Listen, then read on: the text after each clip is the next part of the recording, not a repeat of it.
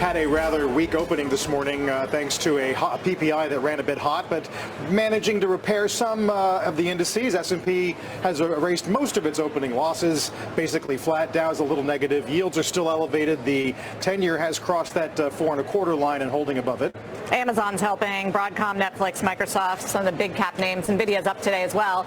We'll start with the hotter than expected inflation reading. July PPI, so wholesale inflation, comes up 0.9% from last month versus 0.2, which was estimated. So how does the reading impact the decision surrounding a September rate cut? CNBC's senior economics reporter Steve Leisman here at Post 9 just speaking with the St. Louis Fed president in the last hour. I'm a little puzzled why the market is so confident in this September cut. I thought about that, not revealing a confidence, but that's exactly what you said to me as I was coming off of set. I don't know if you've had a chance to say it on air.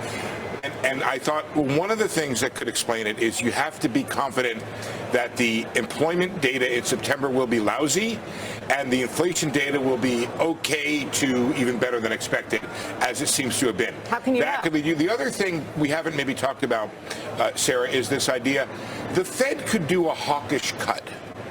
I've always thought of Powell as acting in a way of a series of cuts, and I've sort of thought that was a reason for his reluctance to go earlier than perhaps this idea that the administration has thought, oh, you can come back later. I don't think Powell likes that. I don't think any central banker likes going one way and then shifting back the other. So I think he's thought about the idea of, well, if I'm going to do 25, the market's going to price in 50, so I have to hold the range until I'm ready to let the horse run in the stretch, so to speak. But he could say, all right, we have a bunch of overage relative to neutral. So I can give you a little bit of that now as a preemption to potential weakness in jobs, but I'm not saying I'm doing 25, let's do 50. The other thing you said to me is you couldn't really make sense of what Alberto Musallam was really, which way it was leaning. So I just brought a quote, guys. If you could, let's just hear what President Musallam said earlier today, just about an hour ago here on Squawk on the Street. When we see tension between our two mandated goals, we need to follow a balanced approach, which is to think about three things: the probability of a miss on employment versus the miss on inflation, the potential size of the miss on each side of the mandate, and the potential duration of the miss on each side of the mandate. Now, an important point you made is he's sort of neutral there. He's not leaning the way the market is leaning, which is 100. Take a look at the probabilities, folks. Not this next screen, but the one after that, which is the probability showing a 93% probability of a rate cut in September, which 94, which what Sarah's talking about. Now, what's interesting about that number, I'll come back to that in a second. Notice that December is not in there anymore. It's below 50. So 2 cuts, it was 3.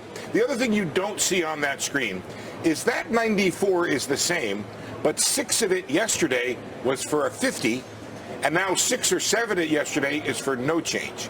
So the debate has changed in the market, and you asked cleverly, I thought, Musallam about 50. He said, no way. We're not there. That was the one thing he said definitively. Right. The market, and when you get that from a Fed that never wants to pre-commit, it ain't happening. It's like not happening. And he doesn't want to pre-commit at all. So what's happened is an important shift in the debate. We were debating 50 or 25.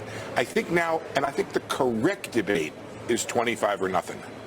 And I think that's really where the right place is, given guys like Schmidt, guys like Goolsbee, they're not pre-committing. They're not hot on saying, yeah, we're going to. You made another point. We had a great conversation. I think it was like 30 seconds. You don't even remember. Said the Fed's not going to want to go in with the market on one side and it on the other.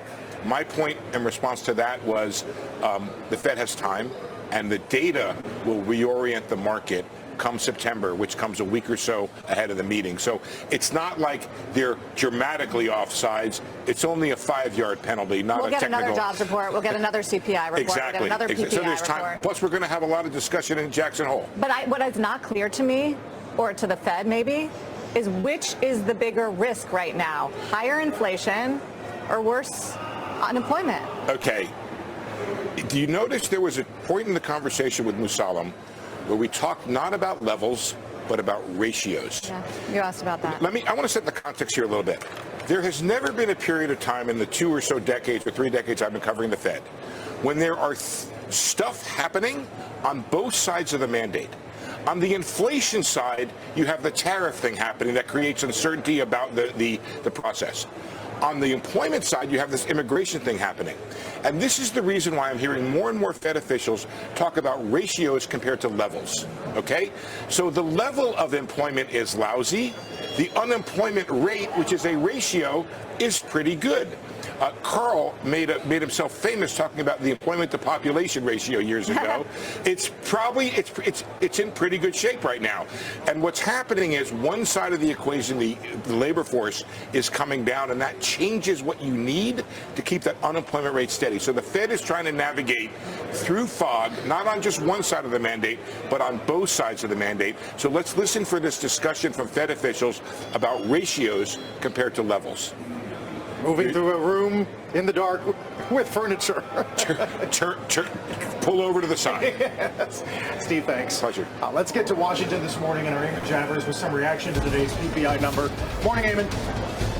Thank you, Carl. We're getting our first reaction now from the White House to this PPI number this morning. And bottom line is two interesting points. One is, despite their frustration with the BLS over the employment number, they're not calling into question the legitimacy of this number today. And secondly, they're arguing that this number is much better than their critics suggested that it would be at this point. Here's the full reaction from the team here. They say, with the consumer price index running at an annualized rate not seen in over 4 years, and PPI for core goods, which would be the most sensitive to tariffs, now down at a 0.7% annualized rate since January, the doom and gloom predictions of President Trump's tariffs ratcheting up inflation continue to be proven flat out wrong. The Trump administration's policies swiftly put an end to Joe Biden's inflation crisis, and as trillions in investments pour into the United States, they're now laying the groundwork for a long-term economic resurgence for the American people. That's an on-the-record statement from White House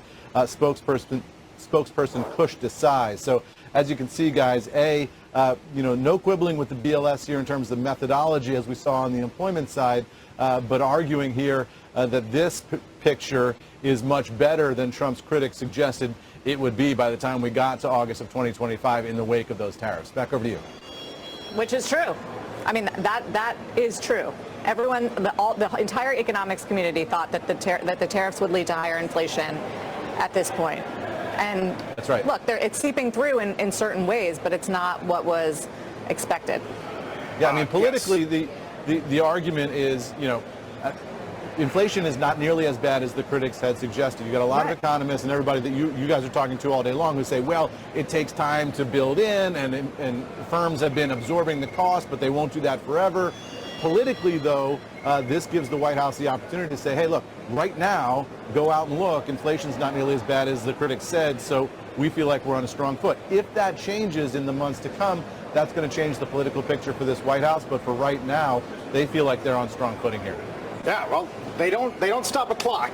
This is the transmission mechanism continues on, and we'll see what conversations we're having come holiday. Eamon, thanks. Eamon Javers. You bet.